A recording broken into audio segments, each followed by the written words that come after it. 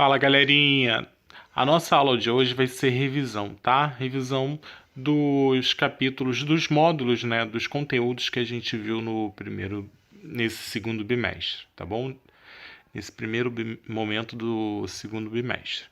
Vamos lá. A gente começou a falar sobre a população brasileira, falamos sobre a formação do povo brasileiro e aí a gente viu que a formação ela se deu através do índio, do branco, do negro, do asiático, que dentro dessa mistura toda a gente tem os mestiços, tá?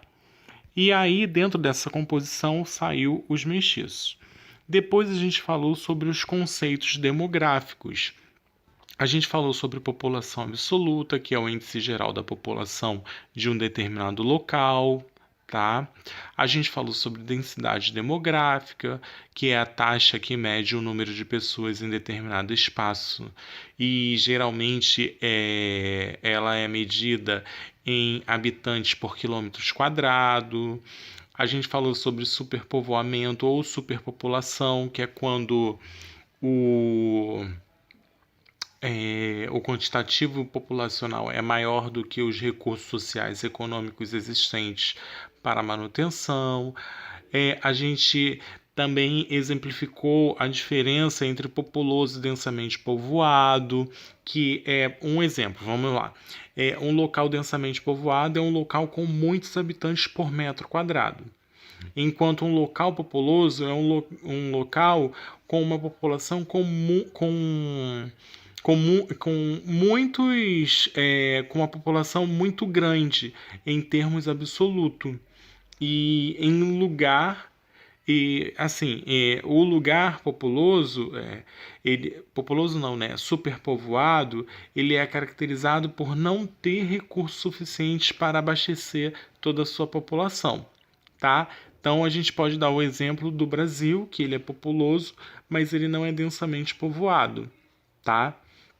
Então a gente falou sobre a taxa de natalidade, que é o número de nascimento que acontece em uma determinada área, falou sobre a taxa de fecundidade, que é o número de nascimento bem-sucedidos menos o número de óbitos, falamos sobre a taxa de mortalidade, que é o número de óbitos ocorrido em um determinado local. Tá? Falamos sobre o crescimento natural ou o crescimento vegetativo, que é o crescimento populacional de uma localidade medido a partir de uma diminuição da taxa de natalidade pela taxa de mortalidade. Falamos do crescimento migratório, que é a taxa de crescimento de um local medido a partir da dinâmica da taxa de imigração, as pessoas que chegam, pela taxa de emigração, que são as pessoas que se mudam. Falamos do crescimento populacional ou demográfico, que é a taxa de crescimento populacional calculada a partir da soma entre o crescimento natural e o crescimento migratório. Falamos da migração, né, ou movimento pendular, que é aquela realizada diariamente no cotidiano da população, tá? Como, por exemplo, o movimento ou migração pendular pode ser ir ao trabalho e voltar, tá? Falamos da migração sazonal, que é aquela que ocorre durante um determinado período, mas que também é temporária. Um exemplo é a nossa viagem de férias. Falamos da migração definitiva, quando se trata de um tipo de migração ou mudança de moradia definitiva. Falamos sobre as principais correntes migratórias, né, que é a migração entre 1950 e 1970, de 70 e 90, e entre ali na década de 90, tá? Onde as migrações interregionais elas ocorreram dentro do território e entre as regiões geográficas e na história do Brasil, as migrações dessa espécie estiveram e ainda estão relacionadas aos ciclos econômicos, tá bom? A gente falou sobre, né, exemplificou o que é migração, tá? Aí tá o conceito de migração. tá bom? Então, o termo migração ele vai corresponder à mobilidade espacial da população, ou seja, é o ato de trocar de país ou assim, ou de região, ou de estado, tá bom? Então, a gente tem os fatos, né? As consequências porque elas ocorrem, elas ocorrem porque as desigualdades econômicas, sociais e ambientais entre as diferentes regiões do mundo e a busca por melhorias de condições de vida.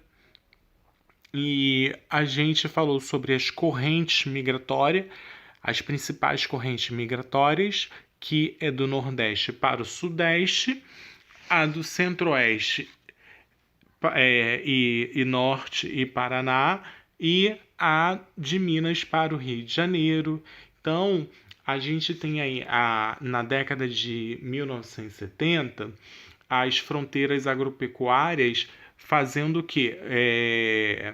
Com os fazendeiros da região sul em direção ao Brasil Central. E o Centro-Oeste tornou o quê? O novo celeiro agrícola do país, destacando-se a pecuária e a produção de grãos. E aí, na década de 90, a gente vai ter o quê? A agropecuária, a expansão das fronteiras do Brasil Central em direção à Amazônia. E na década de 2000, as motivações o quê? Socioeconômicas de retorno, principalmente dos nordestinos, tá? Então, apesar de o Sudeste continuar exercendo atração para a população de outras regiões, a precariedade nas condições de vida dos centros urbanos e a falta de oportunidades fizeram com que muitos imigrantes voltassem para os seus estados de origem, procurando evitar que uma região fosse entregue à marginalidade, tá bom?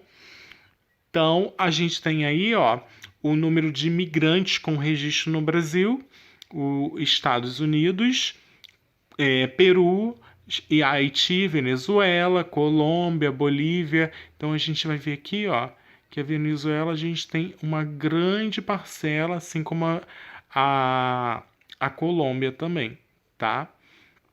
O Haiti também tem um grande número de refugiados, tá? Nesse caso são migrantes, tá bom?